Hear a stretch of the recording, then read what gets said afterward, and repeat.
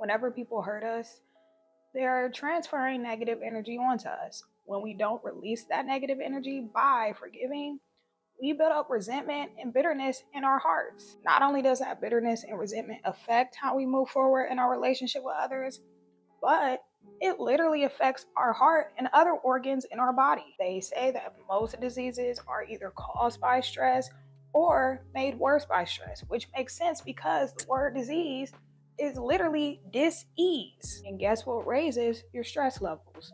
Holding grudges. And it raises your blood pressure, and it causes inflammation, and it weakens your immune system, and last but not least, it causes heart problems. My Nana died when she was 51. And don't get me wrong, she didn't take care of herself. She didn't eat healthy, she didn't work out. But I feel like the biggest thing that played a role in her death was stress.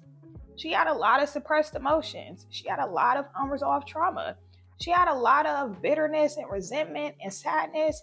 And I feel like her holding on to that is what caused her to have a heart attack. She died of a heart attack. And like I said, stress and unforgiveness, that causes heart problems. My Nana had a very troubling childhood.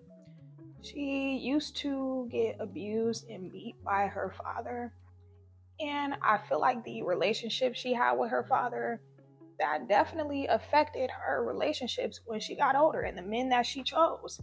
My mom told me there was quite a few times she would see my Nana, in the living room crying, listening to sad love songs. And most likely it's because she was depressed over some man. And I think the fact that my Nana never forgave her father, that played a role in her passing, because things are a lot more spiritual than we think. If you don't forgive, you will never reach your full potential in life. And guess what? That includes forgiving yourself. Not just for the mistakes that you made, but for the times you mistreated yourself and devalued yourself. Not forgiving yourself, that's even worse than not forgiving others, because guess what? You have to live with yourself every day for the rest of your life. And to be honest, it was easier for me to forgive others than it was for me to forgive myself. Because not only have I made a lot of mistakes that hurt other people, I've made a lot of poor decisions and poor choices that have hurt myself. I really used to have a guilt complex. I really used to hate myself for the mistakes that I made, especially the mistakes I made that hurt other people, because I am a very empathetic person. One day I asked myself a simple question: can you erase or change the past? And the answer was no. Then I asked myself a couple of other questions. I asked myself, do you have remorse for what you did? And have you learned from your mistakes? And the answer was yes. And even outside of that, God forgives me. God forgave me as soon as I made the mistake. So why am I tripping? Why am I torturing myself over something that I can't change? And once I forgave myself, that made it so much easier for me to forgive others. Till this day, I give people so much grace because I remember who I used to be. And I think a lot of people don't. A lot of people, once they change and evolve, they start, thinking they're holier than thou. But no, I remember the shit I used to do. So I don't have no room to be judging nobody. That's why I'm really big on forgiveness, because I had to forgive myself because I'm not perfect. And I feel like whoever is watching, you're not perfect either. You've hurt somebody in your life. Even if you claim you never hurt somebody in your life, you have. You've hurt yourself. That's why we should always give each other grace and forgive, just for the simple fact that we're born sinners. We're all sinners. We all sin differently, but we all sin. Don't get it twisted. Forgiveness doesn't mean reconciliation. Some people are worth reconciling with, and some people are not, but you always forgive no matter what. If you believe in the Most High, you always have to forgive, because God tells us if we don't forgive others, He won't forgive us. That's why I don't like when people say stuff like, God forgives, I don't. Well, if God is perfect and God still forgives us, even though He's the only one that's perfect, what the hell makes you think you have the right not to forgive others? Because like I said, you're not perfect. I don't care what you say. You've made mistakes in your life. Some people thought I was crazy because I forgave the person who molested me. Does that mean I'm close to that person or I have a relationship with that person? No. But once you understand on a spiritual level that hurt people, it makes it easier for you to forgive. because you understand it's really not about you. This person just has a lot of unresolved trauma and hurts that they never healed from, so they ended up passing that on to somebody else.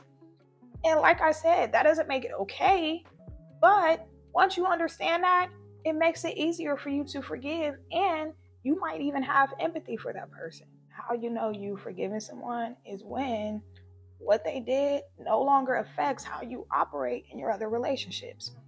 Also, you can think about what they did and it not trigger you.